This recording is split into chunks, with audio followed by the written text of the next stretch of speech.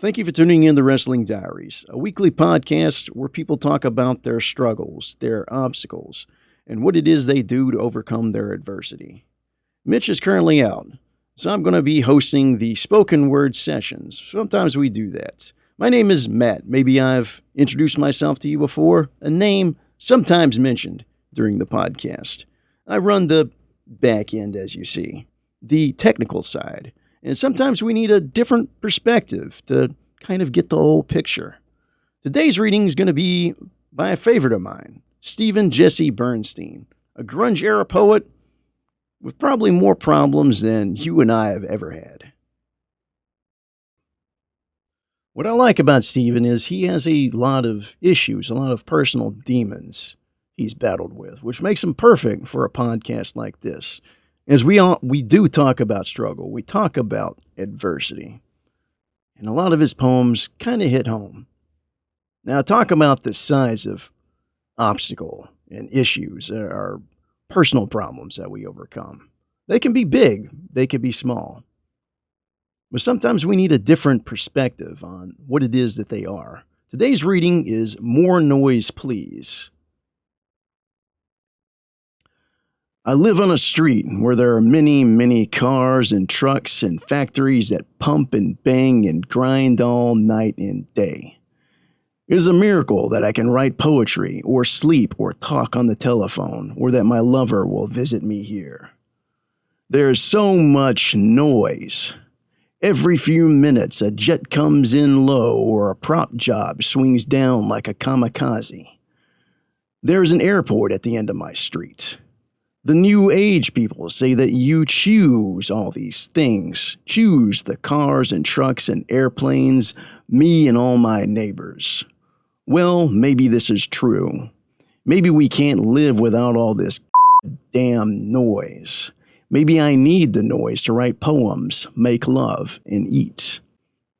I'm going to hang a sign out on my window that says, "More noise, please," or "Thank you for making noise."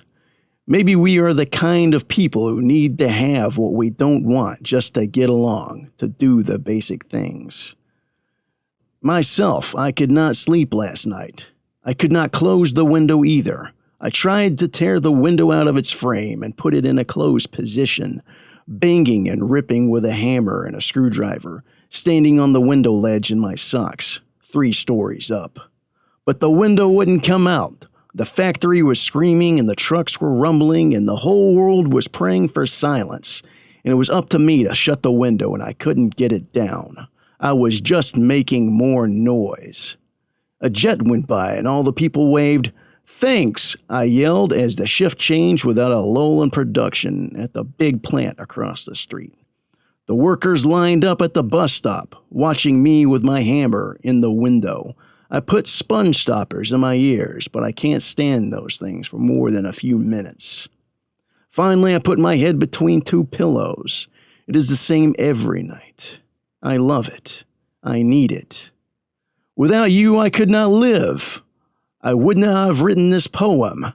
I yell, the window dangling, half on, half off. We all have struggles. Big, small. It's how we can overcome them.